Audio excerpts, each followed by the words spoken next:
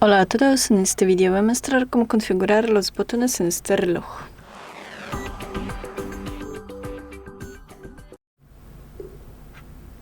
Para ello, abrimos los ajustes y seleccionamos configuración de botones.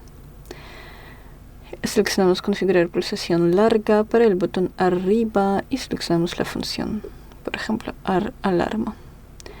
También configurar el botón abajo y podemos configurar pulsación corta y pulsación larga.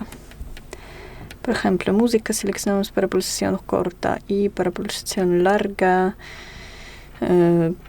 no sé, ejercicio.